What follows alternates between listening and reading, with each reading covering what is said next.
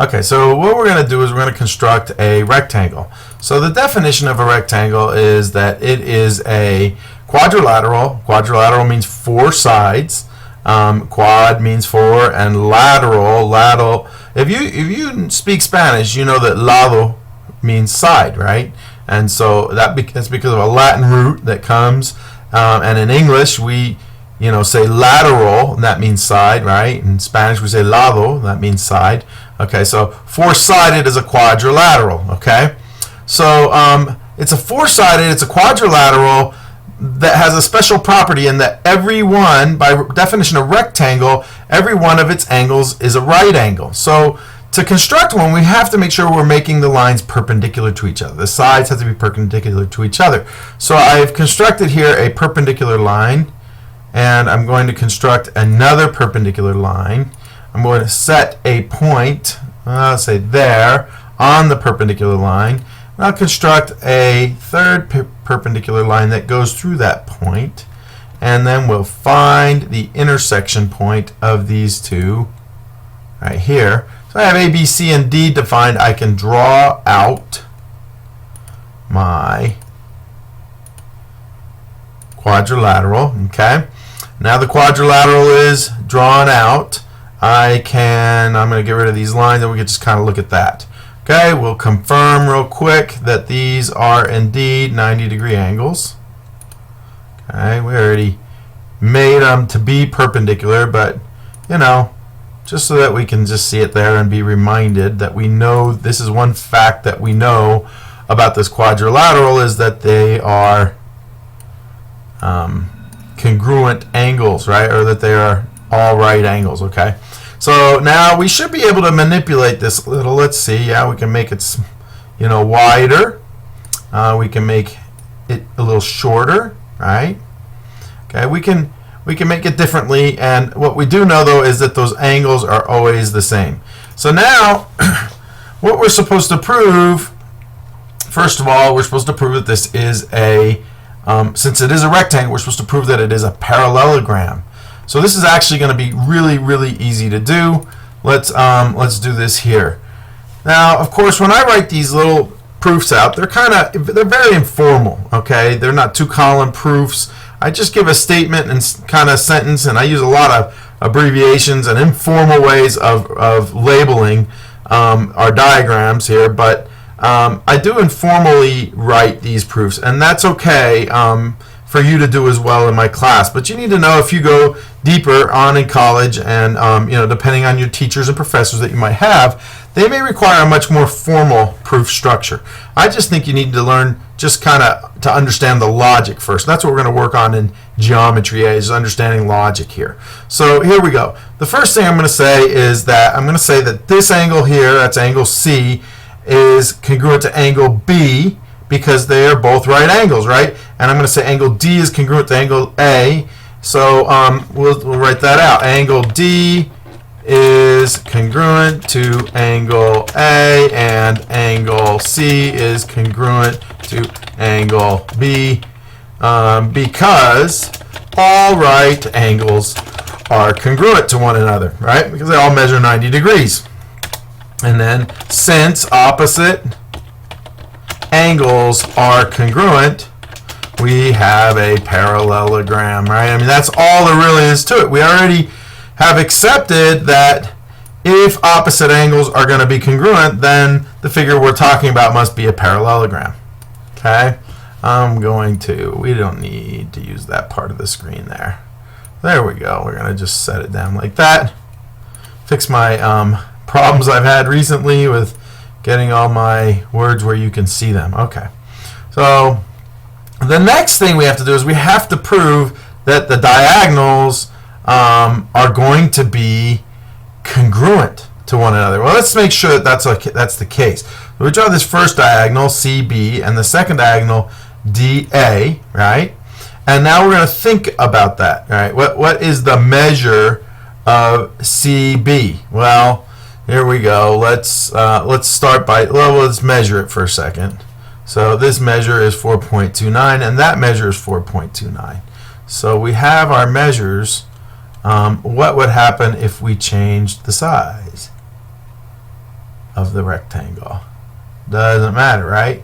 So it appears that we could observe that, you know, even when we modify the rectangle, as long as it has right angles, guess what? The diagonals have to be congruent to one another. Well, that's interesting. Why would that have to be the case? Well, I want you to just think about that for a second. Well, since we have proven that that this is a parallelogram, we know that the opposite sides are going to be congruent to one another, right? So we can say that AC is congruent to DB. And we know that AB is congruent to CD by that same reasoning, okay? So what we're trying to prove is that this right here is congruent to that right there. So let's consider the triangles, right, that are inside of here. And now we're going to look. I want you to see these triangles a little bit differently. So we're not going for the two that are opposite the diagonals. So we're going for this triangle. So let me make a copy of it here. So we're going to go with this triangle. If we can prove that this triangle, right, is congruent, now we're going to go with a different triangle. Watch this one.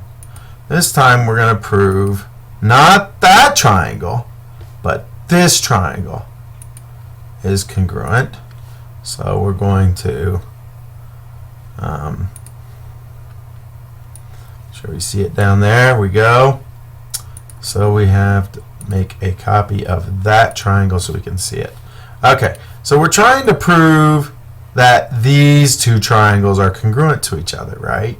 Because basically, if we can prove these two triangles are congruent to each other, then we know that these diagonals are going to be congruent because they are the corresponding parts, right? And this is, in each case, these are right triangles, right? And in each case, then this would represent the hypotenuse of the right triangle. So we know they correspond to one another. So now, how do we finish doing that? Well, this triangle here we see has a side that matches that triangle. We have this side, you know, right here matching, right, matching this side right here, right? And then we have this side right here matching itself, right? Because it's the same side down here. So we have two sides. Now remember, the side angle side theorem, we've already proven here that this angle, oh wait, we didn't. We proved this angle was congruent to that angle. We haven't proven yet that these two angles are congruent, but that is so simple to do because all right angles are congruent. And we know that they're both right angles. So we can just prove that these sides are congruent because they are opposite sides of a parallelogram. This side is congruent to itself by the reflexive.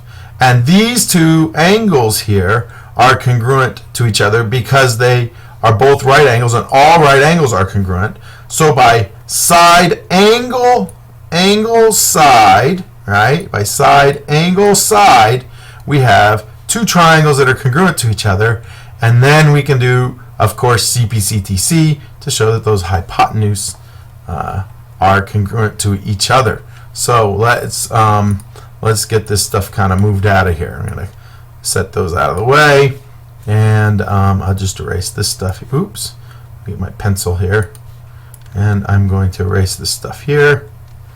Okay, we're not going to worry about that anymore. In fact, we didn't even need those hash marks, right? Okay, so here we go. Let's get some text written in there.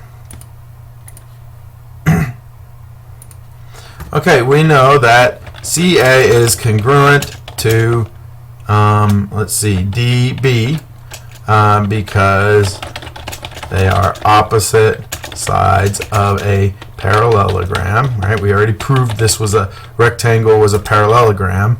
And then we know that AB is congruent to BA by the, do you remember what that is? When you see yourself in the mirror?